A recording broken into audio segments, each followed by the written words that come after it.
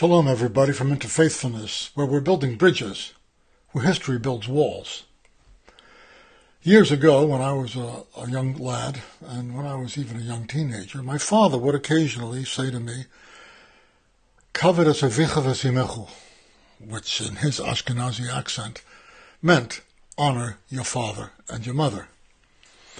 And that word for honor, kavod, is a very important word in Jewish life, and it's an important concept which is fast disappearing in our day, and we're all the poorer for it. We really are. And I hope to demonstrate that to you in today's lesson and in a couple to follow. It's something you don't want to lose, and you don't want to let it, you want to give it away. That's kind of funny. You don't want to lose it, but you do want to give it away. It's related to a Hebrew root meaning heaviness, weightiness, or honor. And here's a little definition of kavod for you that I think will help you understand what I'm talking about. Here it is. Kavod is the appropriate weight of respect or honor owed to someone or to something. And I want to suggest that there's an appropriate level of respect and honor that we owe to Arabs. Now, some of you are going to be very upset with this.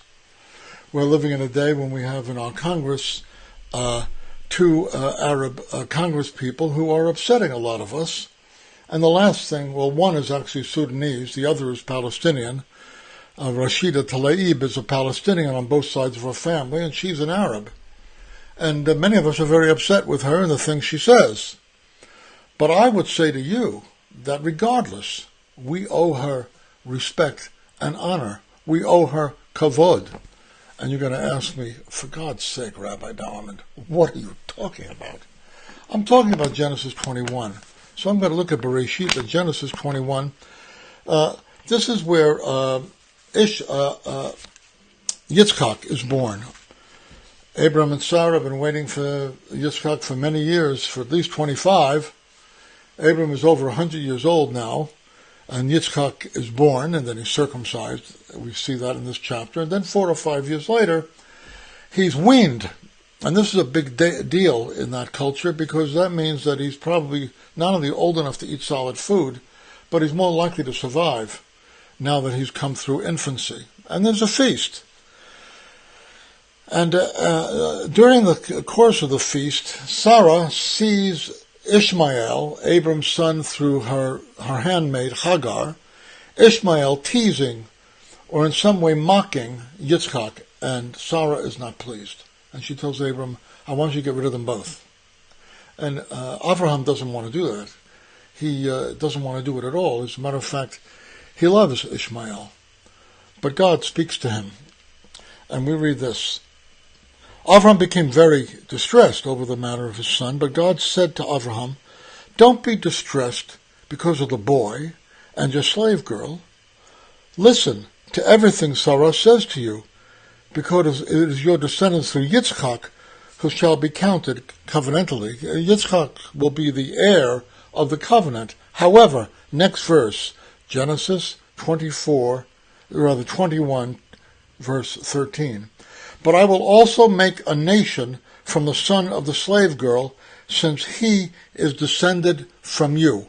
Why did God show honor to Ishmael?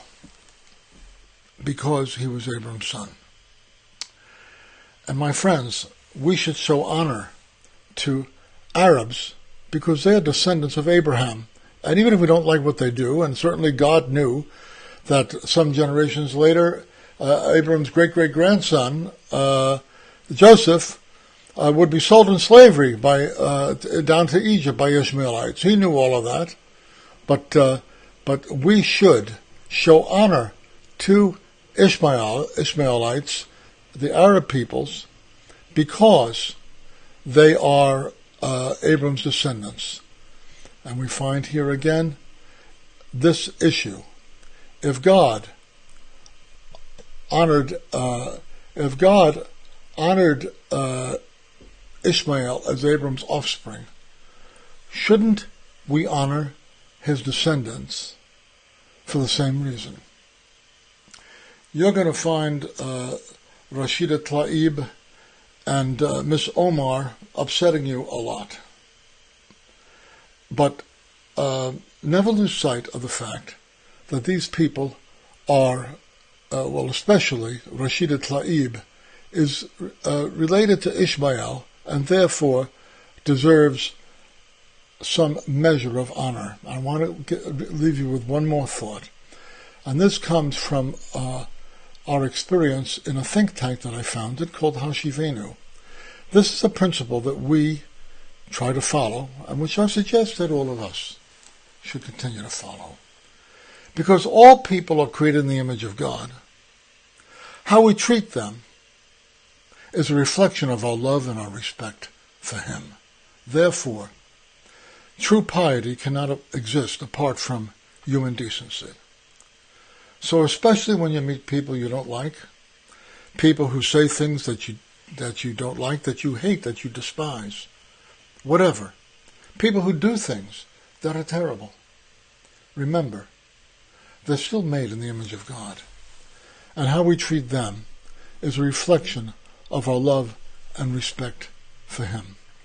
Let's show them some kavod. Let's not lose that concept. And let's give it away. Let's give kavod to the people we meet. Shalom for now. I'll see you again from Interfaithfulness, where we're building bridges, where history builds walls. Shalom.